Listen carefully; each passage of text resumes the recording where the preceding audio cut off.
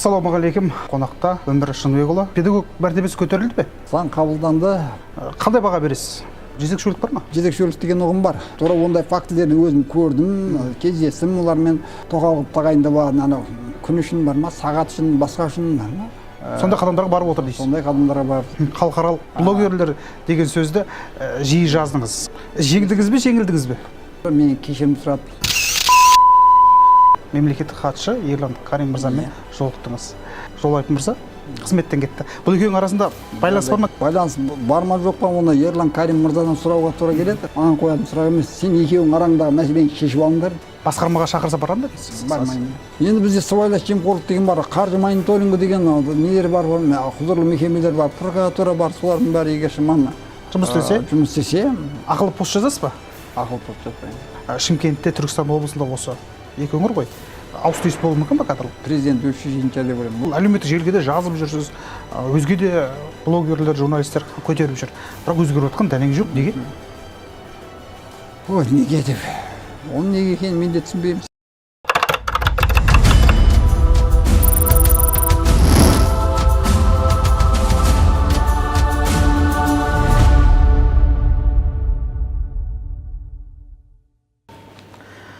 Ассалаумағалейкум, ардақты ағайын. Бүгінгі біздің арнада қонақта Өмір Шынбекұлы, Шымкент қаласы әкімінің штаттан тыс кеңесшісі, педагог. Сізді жұрт осы педагогтардың жанашыр ретінде таниды. 2019 жылы ұстаз мәртебесі туралы арнайы заң қабылданды. Не өзгерді? Заң қабылданды, бірақ өкінішке орай көп нәрсе өзгерген жоқ. Ол жерде ол заңға біздің көп бастамашы болып жүрген 4-5 педагог бар республика бойынша. 2015 жылдан бастап соны көтерген. Біздің ұсыныстарымыз заңға кірмей қалды. Керісінше, мына педагог этикасы деген бір баптар енгізді, мұғалімдердің жаңағы аузын байлап қойды. Ол жерде жаңағы ұжым үшін деген сыртқа шығармау деген секілді, ұжым туралы бір сұхбат, басқа да бір тарататын болса, бастықтан рұқсат алу деген секілді, тоталитарлық режимнің бір қалдықтарын әкеп кіргізіп жіберді, өкінішке қарай. Ештеңе өзгерген жоқ. Ештеңе өзгерген жоқ. Бұндай заң керек пе еді? Бұндай заң керек еді. Бұндай заң керек еді. Себебі бұған дейін жаңа мұғалімдерді, мысалы, өздеріңіз білесіздер, полиция қызметкерінің бір түймесін түсіріп қойсаңыз, жауапқа тартыласыз. Ал қаншама осы күнге дейін қаншама ата-аналар бір мұғалімдерді мектепке кіріп сабап кетіп жатқан жағдайлар болды. Жалпы қазір педагог мәртебесі көтерілді бе? Осы заң қабылданды. 3 жыл өтті. Бізде өкінішке орай мына жалақы мәселесі есептеледі. Көптеген мұғалімдердің өзімізден де бар. Олар жалақысының сол мұғалім мәртебесі туралы заң жобасы талқылаған кезде, қоғамға ұсынылған кезде жоба, көптеген әріптестеріміз зейнет жасын төмендет, жалақыны өсір деген сияқты жалақы мәселесін қуып кетті. Сондай ұсақ түйек пендеви дейміз ғой. Сондай нәрсе қуып кетті. Сөйтіп, көптеген ұсыныстарымыз ескерілмей қалды жаңа. Қандай баға бересіз? Әзірге 3 деп баға беремін. 3 деп баға бересіз. Бастамасы бар ғой, енді ары қарай кім біледі, биліктің тәлі ыңғайы кеп тұрса, ары қарай өзгертер, жіберер. Жақсы, Өмір мырза, жалпы педагог қандай болу керек, қандай қасиеттерді көргіңіз келеді? Енді педагог өзінің ісімен үлгі болуға тырысу керек қой, өзінің ісімен бар ма? Балаға. Ең алдымен болса да білім, кейін жаңағы мен кезінде осыны енгізгенбіз, тастағанбыз. Анау жоғары оқу орнына педагог мамандыққа түсіру кезде, мысалы, арнайы қызметтерге түсіру кезде бейім байқайтын түрлі әдістер бар, тест, мына психологиялық сынақтар бар, сол секілді бұл қабылданса дейміз. Мысалы, баламен жұмыс істеуге бейім бар ма? Мысалы, мұғалім баламен бала болуын керек. Әйтпесе мектепте 3 күн шыдай алмайсыз. Жақсы, сіз әлеуметтік желіде жиі жазасыз, жалпы білім саласында ер мұғалімдерді көбейту керек жөнінде. Бұл қолда тауып отыр ма? Бұл өкінішке қарай қолда тауып отқан жоқ. Бір жағы ол енді жалақы басқа мәселе шешілді ғой. Біздің ер мұғалімдердің өзі, мен осы жерде бір байқауымды айтайын, қызығын. Мына әйел адамдардың жүйкесі ер адамдар қарағанда әлде қанда берік болады екен. Мен мысалы 20 жылға жоқтады, бір мектепте істеп келдім ғой. Осы мектепте өзім көрдім, 2 мұғалім 60-ға жасы кеп қалған кезде кәдімгі жынданып кетіп, кәдімгі есерін ауысып кетті. Ер адамдар. Әйел адамдардан ондай байқалмайды. Көрдіңіздер ме? Мен содан байқаймын, мына ер адамдардың өздері батпайды баруға, мектепке баруға. Әйтпесе қазір жалақы өте енді жылайтын жағдай емес, Құдайға шүкір. Жалпы ер жігіттер бармайды. Жақсы. Педагогтар арасында жезөкшелік бар ма? Енді мына латенттік жезөкшелік деген ұғым бар. Ол жаңағы күн үшін жаңағы не жезөкшелік жалпы бар. Бар. Мысалы, ер директор жаңағы тура ондай фактілерді өзім көрдім, кездестім олармен. Сол ұжымдағы бір реңділі өзіне ұнаған біреуді жаңағы тоқал қылып тағайындап алған сүйікті Күлчатай бар ғой, сол секілді сондай жағдайлар бар. Онымен өткенде неде Түркістан облысы білім сапасын бақылау департаментінің басшысы, сол жерде мен әдеп кеңесінің несімін, жаңағы мүшесімін. Сонымен бірге басқарма департамент бастығы екеуміз Төле би Түлкібас ауданының мұғалімдермен кездескенде, директорлармен кездескенде ашық айттым, айналайындар дедім. Енді бәріміз пендеміз ғой, адам жеке өмірі деп жаңағы соны алға тарта бермей, сәл ана балдарды алдай алмайсыңдар ғой дедім. Сендердің анау ары-бері қимыл жаңағы анау нақсүйерлерімен жыбыр-жыбыр көзқарастарыңнан баласы сезіп жүр, балдарыңыз. Нақты дәлел бар ма бұған? Нақты дәлелдер бар. Дәлелдер бар. Бар, нақты дәлелдер. Бұл неден кетіп отыр бұл қателік?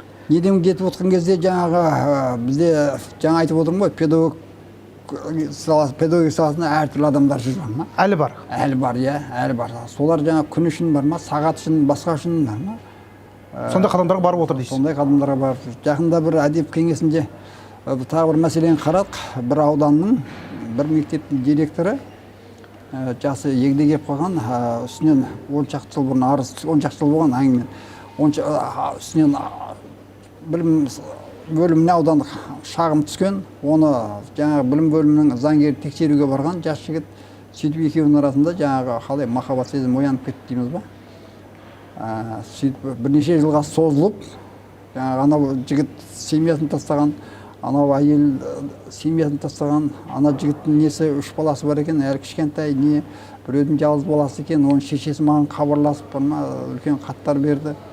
Жақында әдеп кеңесінде қарадық, сол кезде тура екеуі некеге тұрамыз деп қағаз әкеп, анықтама әкеп, неке ары қарай ештеме істей алмадық, ары қарай некеге тұрып жатса біз. Жалпы бұны қалыпты жағдай деп қабылдауға болады ма? Қалыпты жағдай деп қабылдауға болмайды. Себебі баланы алдай алмаймын деп тұрмын, балдар. Баланың алдында, оқушының алдында не қадір қасиет қалады жаңағыдай болып тұрған білім саласында. Оның үстіне жаңағы басшылар сөйтіп отырса, не істеуге болады? Қазақстанда жалпы қанша мұғалім бар? Шамамен педагогикалық, тек қана мұғалім емес, педагогикалық қызметкерлер 400 мыңға жуық қой. 400 мыңға жуық. 400 мыңға жуық, иә. Сізді халық белсенді қоғам қайраткері ретінде, қоғам белсендісі ретінде қабылдайды, көреді. Бір жағынан мұғалімсіз. Қалған мұғалімдерден бұндай белсенділік байқалмайды, неге? Енді әркім өмірі әртүрлі ғой. Мысалы мен өзім әкем ашаршылықта бір әулеттен бір өз тұрған. Бір әулеттен, үлкен әулеттен. Ал енді мен де бұлай аспаннан салбырап белсенді болып туа салған жоқпын. Жалпы өзге педагогтарда мінез жоқ дейсіз ғой? Мінез жоқ қой жаңағы. Мінез жоқ. Мінез жоқ. Мұны кейін мен ойландырған нәрсе 2012 жылы өзім тұңғыш немерем дүниеге келген кезде жаңағы әкемнің өмірі көз алдымда ғой, ашаршылықтан неған. Енді менің өмірім әйтеуір жаман жақсылық өтті, бірақ әкемнің өмірімен салыстырғанда менің өмірім жұмақ мысалы, жұмақ. Ал енді мен немеремнің өмірі қандай болады? Міне. Сол 38 жылғыдай бір қатаң заман келіп қалмай ма? Сол үшін мен неге күреспеуім керек? Неге менің немеремді жаңағыдай құл мұғалім оқыту керек деген себеппен шыққам. Жақсы. Қазіргі таңда 400 мыңға жуық педагог бар дедіңіз. Осы педагогтерді партияға тарту жұмысына көңіліңіз тола ма? Мен жалпы өзіңіз қай партияның мүшесісіз? Мен 2010 жылы мектептегі жемқорлықты жою күресу үшін өз еркіммен Нұр Отанға кіргем. Ары-бері неғып одан Нұр Отаннан пайда болмады да 2011 жылы осы Қазақстан тарихында тұңғыш адам мен шығармын. Өзім өтінішіммен партия қатарынан шығып кеттім. Дәл қазіргі есепте көзқарасым мұғалім ешқандай партия мүшесі болмау керек. Себебі ол саяси көзқарасы, өмірлік ұстанымы, білім деңгейі әртүрлі ата-ананың баласын оқытады бар ма? Сондықтан мұғалім егер елімізде тіркелген кез келген саяси партияның өзінің көңіліне жаққан бағдарламасын қолдау керек. Мен мысалы 2019-20 жылдар өзің білесің, неге солтүстікке барып жүрмін. Ол ұйымдастырып, ол сапар Түркістаннан теріскейге көшіп жатқан азаматтарды ол сапарды ұйымдастырған Түркістан облыстық филиал, Нұр Отанның Түркістан облыстық филиалы еді. Мен жаныма сол несі бағыты жақты, ұнады, көңілмен шықты, көмектестім. Егер ертеңгі күні ауыл бағдарлама партиясы сондай бір мен көңіліне шығатын жаңағыдай ұсыныс жасап жатса, оны да қолдаймын. Сондықтан мұғалімді бір партияға байлап қою дұрыс емес деп ойлаймын. Дұрыс емес. Иә. Сіз әлеуметтік желіде халықаралық блогерлер деген сөзді жиі жаздыңыз. Қателеспесем 2021-2022 жылдар. Бұлар кімдер? Олар енді қыз болып тұр осы. Не ғой, жаңағы бір облыстың бір білім басқармасының дауысына ұқсас. Біреу жаңағы WhatsApp арқылы аудио дыбыспен жаңағы біреуге тапсырма беріп атты. Сен халықаралық блогерлер танимын деген ғой. Пәленшеге бір қарсыластарына жұмсап жатыр. Соған майдан ашша деп бар ма? Кәдімгі бір даусына ұқсас адам. Содан кейін сол даусына ұқсас адам кейін маған да салды біраз адамды, жаңағы мен қаралап жазғысы келді. Содан халықаралық блогер деген жаңағы ақшаға жұмыс істейтін. Жеңдіңіз бе, жеңілдіңіз бе? Енді олармен мен де теке тіресу ойымда да болмады, бірақ енді кейде жауап беруге тура келді. Жаңағы оны мен жеңілдім деп ойламаймын. Енді әркім өздері ұяттары білсін, бірақ ақырында соны не ғана адамдар мен кешірім сұрады. Танисыз ба бұл блогерлерді? Танимын. Танисыз? Біразын танимын. Жаңағы тіпті біреуін жалдамақ болған біреуі мен жақын сыйласатын дос журналист еді. Ол тіке маған хабарласып өзі айтты, ол тіке қарсы шықты, өзінің парақшасында жазды, мені қолдайтынын жазды. Сол кезде барып білдім, маған сондай тапсырыс болған. Әйтпесе анау мынау бір танымайтын бір блогерлер маған тиісе берді да желінің бетінде. Бұл мұғалім ба, бұл халық әкімінің кеңесшісі ма, бұл тарихшы ма, бұл өлкетанушы ма, бұл қандай не бес адам деп әйтеуір тиісе берді. Мен алдын түсінбей жүргем. Кейін анау жаңа жігіт алматылық журналист хабарласқан соң ғана түсіндім желдің қаяқтан тұрып жатқанын. Сондықтан халықаралық блогер деген терминді тырнақшаның ішінде ғой, енді оны жалдамалы блогерлер деп түсіне берсеңіз болады, жалдамалы журналистер деп түсіне берсеңіз болады. Жақсы, түсінікті. Сіз жақында Ақордада болдыңыз. Мемлекеттік хатшы Ерлан Карим мырзамен жолықтыңыз. Шымкентке келдіңіз. Көп уақыт өтпей Түркістан облыстық Адам әлеуеті дамыту басқармасының басшысы Жолайып мырза қызметтен кетті. Бұл екеуінің арасында байланыс бар ма? Білмеймін, нақты байланыс бар ма жоқ па, бірақ барғандағы бас себептерінің біреуі Түркістан облысында білім саласының жаңағы. Өйткені оған дейін сіз Түркістан облыстық білім саласындағы бірқатар мәселелерді көтеріп жүрдіңіз. Иә. Байланыс бар ма деген арасында? Байланыс бар ма жоқ па, оны Ерлан Карим мырзадан сұрауға тура келеді, бірақ ол жерде жаңағы Ерлан Карим алдында мәселені төтесіне қойдым. Мысалы біздің Түркістан облысы білесіздер, бүкіл Қазақстан адам фабрикасы деуге болады ғой. Егер біз балдарымызды дұрыс тәрбиелемесек, ол бүкіл Қазақстанды былғаймыз. Соны ашық айттым. Қазақстан білім саласында болып жатқан былықтарды айттым. Иә, Шымкентте де проблема бар.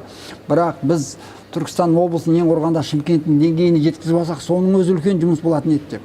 Сіздер мысалы анау облыстың мысалы балабақшаларында өзіңіз ойлаңыз, 21 ғасырдың 22 жылында кәдімгі больничный төлемейді.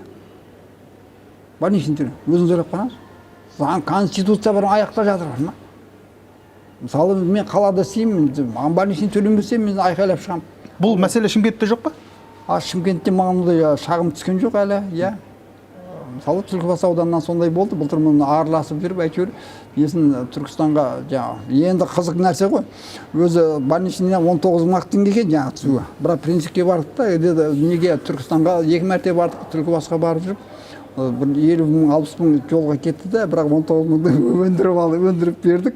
Қазір олар бірқатар төленіп жатыр бір балабақшада, ал қалғандары әлі үнсіз отыр. Не үшін төлемейді ол? Ол ақша жоқ деген желеу бар ма? Оны кейін жаңа айтып тұрмын, педагогтардың да білім деңгейі өте төмен, жаңа өздерінің құқықтарын қорғай алмайды. Енді қашанғы жаңа өмір сынып өкілі бар, салпақтап соңдарынан жүре береді. Құқын қорғай алмайды. Иә. Неге? Сауатсыздық қой. Мен былтыр Сонда біздің мұғалімдердің дені сауатсыз деп айтуға бола ма? Иә, айтуға болады. Енді өздеріңіз білесіздер, мынау тәуелсіздік алғаннан кейін, мысалы, осы біздің осы Шымкент қаламыздың өзінде мынау Сарыағаш, Жетісайларда кәдімгі бұрынғы балабақшалардың ғимараттарында жоғары оқу орындары ашылды ғой. Олар инженер дайындаған жоқ. Ол инженер дайындау үшін ең бұрын лаборатория бірдеме керек. Олар негізінен мұғалімдерді дайындады.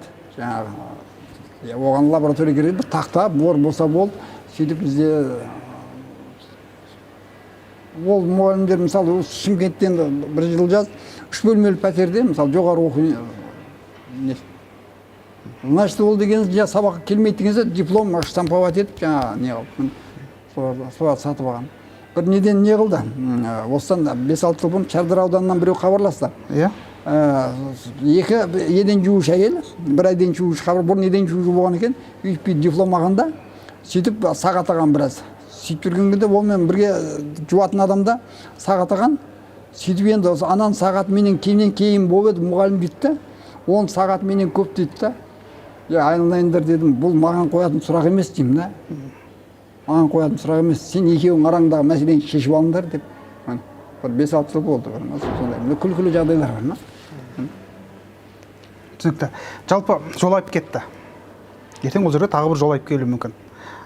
Мәселе тек қана жолайып шешілмейтін секілді. Шешіледі деп ойлайсыз ба?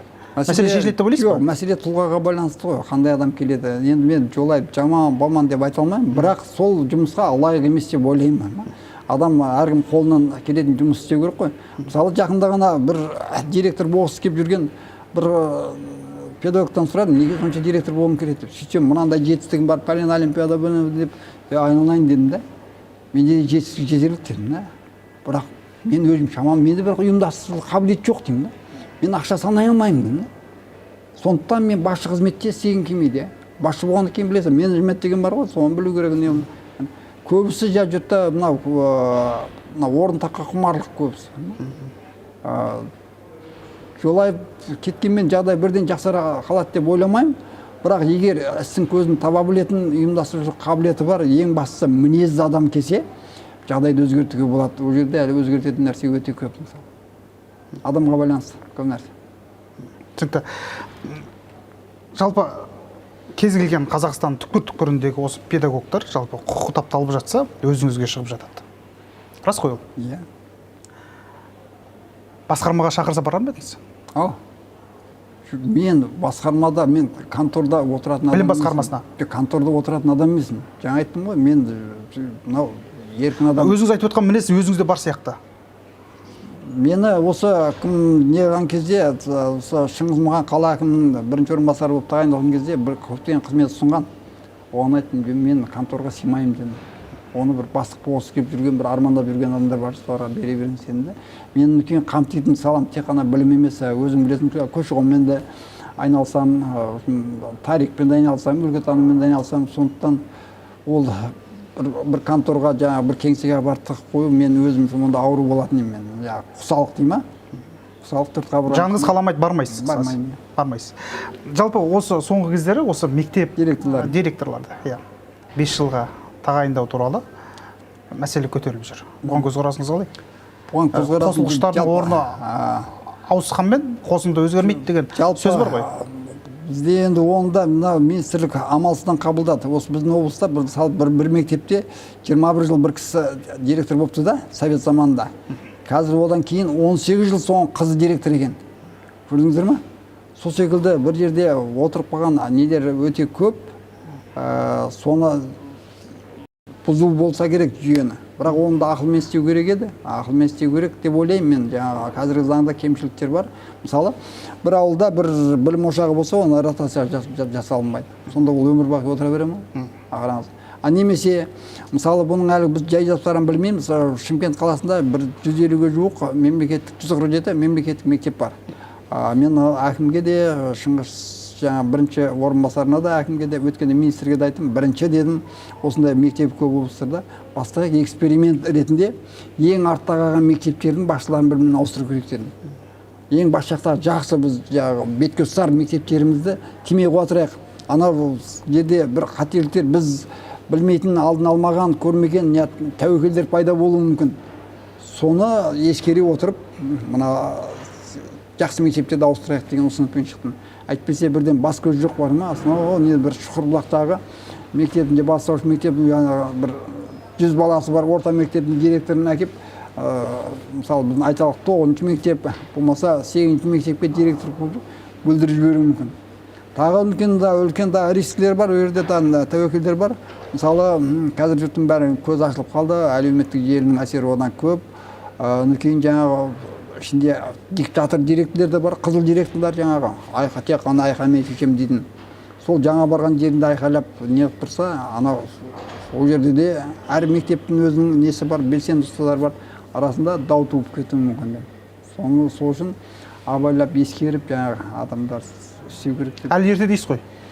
Ерте болғанда анау ең арттағы мектептерді бірден бәрін емес сапырылыстырмай ең арттағы мектептерді ауыстыру керек бір-бірімен. 5 жыл ұзақ уақыт емес пе? 5 жыл ұзақ емес, себебі 1 жыл ол ұжыммен танысады, 1 жыл өзінің бағдарламасын жасайды деген санаймын.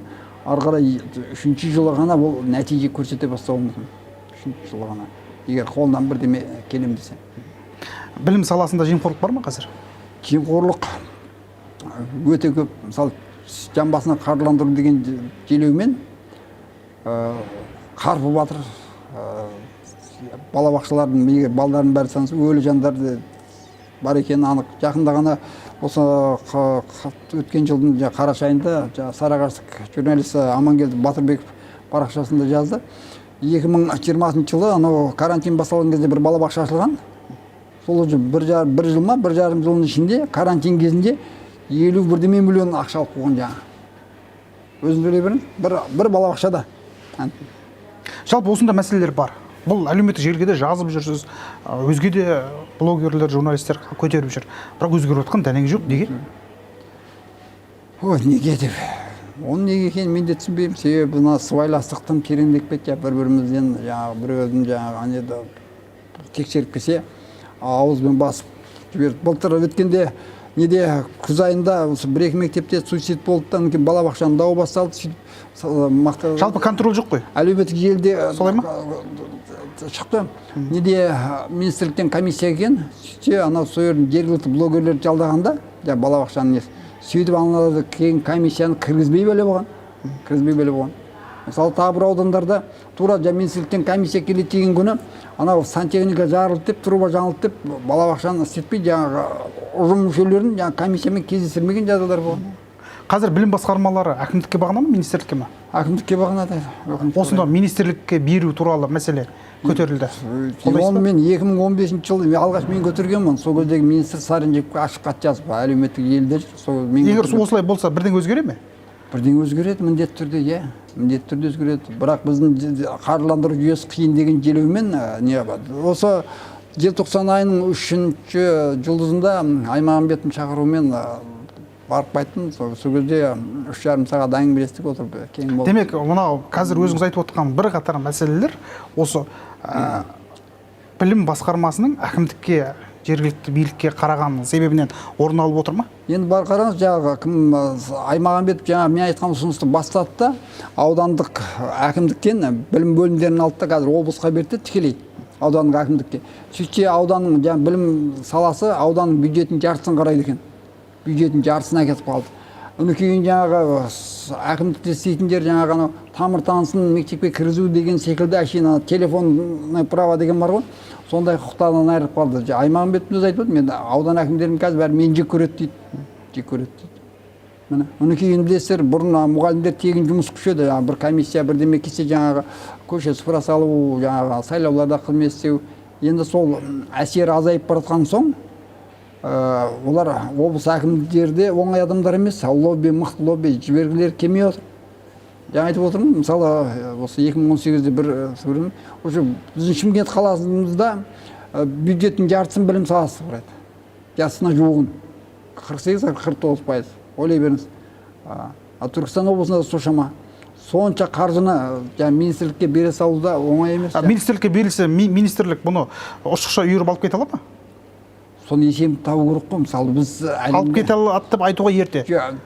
Әлемде мысалы 200-ге жуық мемлекет болса, соның бір 30 шақтысы бізден әлдеқайда дамып кеткен ғой. Солардың тәжірибесін неге зерттеп көрмеске? Мысалы, Финляндияда жеке мектеп деген өте жоқ екен бар ма? жоқ екен. Бірен саран жеке мектеп ашу өте қиын дейді бар ма? Бізде көп. Ал бізде де патырлаттырып ашып жатыр. Бұның пайдасы бар ма, зияны бар ма? Енді бізде өзіңіз ойлап қараңыз, сіз айналаңыздан ойбай осы ақшамды білім саласына әшейін Құдай тамақ істеп, Құдай секілді құя салайын деген адам көздесі. Пайда тапқысы келеді. Иә, бізде бизнес жасағысы келеді. Бізде бизнес жасағысы келеді. Демек, білімді бизнеске айналдырып жіберді қой қысқасы. Өткен жылы осы жерде қаламызда бір атақты бір мектепте, жеке мектепте дау шықты. 10 шақты мұғалімі келді. Шағымын айтып, олар жаңадан мектеп ашылған, сол жерге жұмысқа кірген. Сөйтсе жаңағы мықты деген мектеп, ғимарат анау, ғимарат көзіңіз мықты. Соның анау коммунал төлемдерін жаңа мұғалімдерге артып қойған ғой.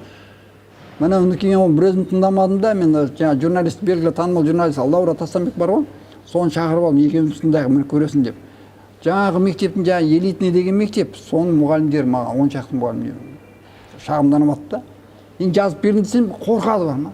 Онда мен ашуландым. Онда сендердің мұғалім екендіктерін дипломдарыңыз, өз құқықтарын қорғай алмасаң, дипломдарыңа қоқысқа тастаңдар.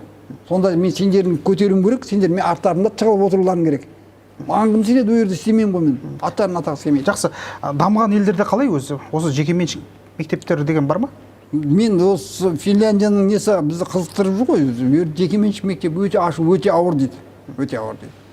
Кім көрінген аша алмайды? Иә, кім көрінген аша алмайды. Яғни мынау бала тәрбиесін кім көрінген сеніп беруге болмайды. Ал бізде жаңағы мемлекеттен бөлінетін ақша үшін қырылысып, өзің есіңде болса 2018 жылы бізде Шымкент қалалық білім бөлімі еді ғой, кім келді ғой, Ақерке Абылайханов. Соның ең бірінші көтерген мәселесі мына балабақшаларға бөлінетін ақшаны есепке алуға болып еді. Сөйтсе балабақшаларда өлі, мертвый души дейді, өте көп екен. Өте көп екен.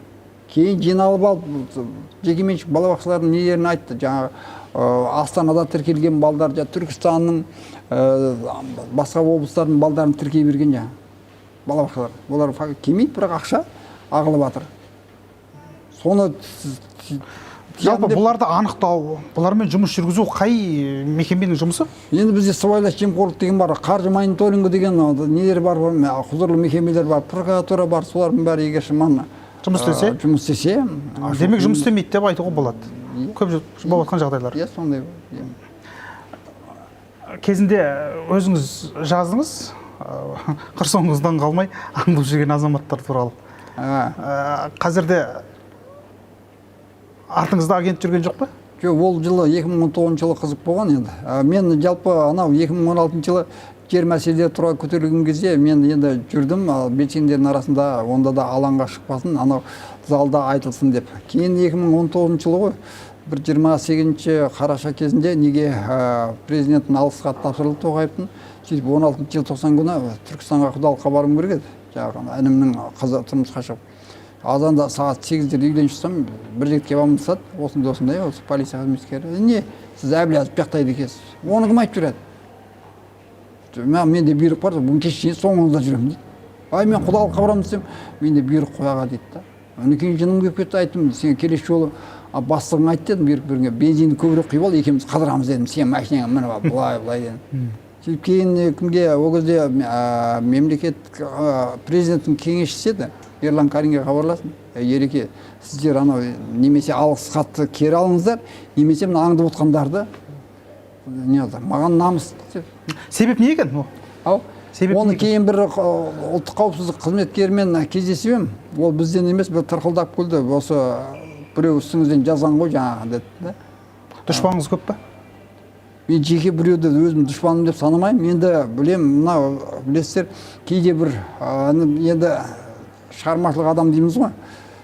Бір әдемі сөз айтып қойған сөзіңді қызғанатындар бар, аузыңдағы сөзіңді бар ма? Сіңді қызғанатындар бар, жаңағы тура өзімді айтқан, ой, оны сен айтып жүрген бізде білеміз, просто айтпаймыз да деген секілді бар ма? Мен сыртынан дұшпан санайтындар бар шығар, ал жеке өз басым біреуді мынау мен дұшпаным, анау мынау біреумен дұшпандасуға уақытымда жоқ. Иә. Ақылы пост жазасыз ба? Ақылы пост жазбаймын. Тапсырыспен жазған емеспін. Оны талай ұсыныстар болды. Ананы қорғайық, мынаны жоқ. Ол мен ұстанымда, иә, мен ақшам көп емес. Бірақ ондайға мен бармаймын. Менде Өмір ағай деген атым бар. Қоғамдық көлікпен жүрем. Басқа егер көлігі айдап кетемін деп айта алмаймын. Бай кететін. айтайын дегенім жалпы Өмірғали деген атымда бұлғағым келмейді. Сізді қазір не алаңдатады дәл қазіргі таңда? Мені алаңдататын жаңағы 4-5 қаңтарда болған оқиғалар білім саласынан да үлкен проблеманы көтеріп жіберді ғой, да? Ол неден болды? Оның сұрағы әлі ашық айтылған жоқ. Енді бәріміз үміттеніп отырмыз, ол наурыз айында президент бір батыл шаралар қолданамын деп жатыр, иә. Сол шаралар толғандырады, елдің тағдыры жаңағы педагогтар, жалпы президент қандай шешім қабылдайды, соған байланысты ары қарай бағытымыз бар ма? Егер ол бұрынғыдай жаңағы гайканы қатты бұрап, халықты қаттырақ қысам десе, педагогтар мақау болады. Ал құл кім тәрбиелейді? Құл тәрбиелейді баланы. Сондықтан мен ойымша еркіндік беру керек. Мен баяғыда көтерген, мысалы, мына турникеттер ұзақ тұрса баррикадаға айналады, естеріңізде болсын. Мысалы, мемлекеттік мекемелерге кіру өте қиын, әлде қайда жоқ террористерден неғып әлгі қауіптеніп. Әне күні мен 2018 жылы осы сұрақты бір журналистердің жиынында, сол кезде Түркістан оңтүстік қазақстан облысының полиция департаментінің пресс-хатшысы Салтанат Қаракөзова қойғам, сол дұрыс па деп. Неге ол кісі өзінен шықты, адамдар құқықтарын қорғай алмайды деп. Қалай қорғайды, кімге барып шағымданады? Ана жерде турникет деген тұр, ой кіргізбейді деймін да. Мен мысалы мен намыстанамын, сол жерде барып қойны-қонысымды тінтіп атқан кезде бар ма? Қазақстан Республикасының азаматы, өмірімде бір заң бұзған емеспін. Неге мені олар тінту керек деген секілді. Сол секілді сол турникеттер алыну керек, кәдімгі адамдар кіре алу керек. Әкімдікке айналып келгенде көрініп тұрып, турникеттер құтқармайтын, көзім жетті ана күні, дұрыс па? Бұған дейінгі азаматтардың миы жетпеді ме сонда? Білмеймін ғой, миы жетпеді ма, жетпеді, айтып жүр, айтсаңдар, мүмкін біз естімей жүрген шығармыз айтып жүргендерін. Мен көзім, мен тіпті шерулерге де рұқсат беруге жағымдамын. Адамдар айтатын, айту керек ма? Сөйтіп бірде-бірде шеру мәдениеті қалыптасу керек. Осы митинг туралы заң қабылданды, солай ғой? Қабылданды. Заң бар. Бұдан да әлі кемшін дүниелер бар ма? Рұқсат алу қиын екен көріп отырсыздар ғой. Заң бар, бірақ рұқсат алу қиын. Рұқсат алу қиын, ана желеумен, мына желеумен, иә. Онда да анау қаланың бір адам бармайтын жеріне, бір жерге береді. Иә, меніңше бұл дұрыс емес деп ойлаймын. Дұрыс емес. Иә, қайта мынау алаңда бар ма? Жаңа экологтар өзінің несін айтып жатса, анау неде бір мұғалімдер өзінің мұң-мұқтажын айтып жатса, жалпы шеруге неліктен шығады? Шеруге, мысалы, мемлекеттік органдарға жеткізе алмаған кезде шығады. Олар проблемаға құлақ аспаған кезде жеткізіп жібергенде шығады. Ал соны шеру болмас үшін алдымен мемлекеттік қызметкерлер мүлтіксіз эталон болу керек, таза болу керек, таза болу. Иә. Ал енді сонда да мысалы мүлтік таза болғанның өзінде шығып жататындар болуы мүмкін, онdan да қорқатын нәрсе жоқ. Иә, шықсын, айтсын, иә. Біз естімей жүрген проблеманы көтерсін мүмкін. Иә, сол кезде бүкіл әлем назар аударады. Жақсы, Өмір мырза, Тоқаев үкіметке бір қатар тапсырмалар берді. Енді ақты ақ, қараны қара деп айтып отыр. Бір қатар салалардағы бір қатар кемшіліктердің бар, су түбінде жатқан дүниелерін су бетіне шықты деп айтсақ болады қазір. Иә, солай ғой. Алдағы уақытта, алдағы бір 5 жылда Қазақстан қалай елестетесіз? Не өзгеруі мүмкін? Дәл қазір не күтесіз жалпы осы президент тапсырмаларынан? Дәл қазір бірдеме ашып айтуға болмайды тіпті бар ма? Себебі наурыз айында биыл ол алдымен анау қаңтар айындағы бір мәлімдемесінде күзге қарай реформалар жариялаймын деп еді. Кейінірек бір қарап жылжытты. Мен сол кезде күзге, біздің халық күзге шейін шыдамайды ау деген. Шынымен-ақ сол іштей болжам дұрыс болды. Қайбір күні осы наурыз айында мәлімдеме жасаймын. Реформалар қандай жүреді? Сол қандай реформалар жариялайтын мәселе сода. Сол кезде ғана бірдеме шешіп айтуға болады. Егер батыл реформалар жасалса, ғана жаңағы бір білім саласында да барлық салада өзгеріс болады. Жекелеген бір салада реформа жасау мүмкін емес. Сол секілді білім саласы да сол. Бүкіл қоғамда реформа жасау керек. Білім саласы бір қатар реформаны бастан өткерді ғой. Солай, иә? 13 министр болған екен, қателеспесем. Енді реформа атын жамылған жаңағы ұрандар деп айтайық. Ұрандар болды. Иә, ұрандар болды. Бірақ ештеме өзгеріп кеткен жоқ. Мысалы 2012 жылы анау Кембридж тәсілі деген енгізді. Соның ең алғашқылары бір болып мен оқыдым үш айлық курста. Сөйтіп оны енді біз қарық болдық мысалы.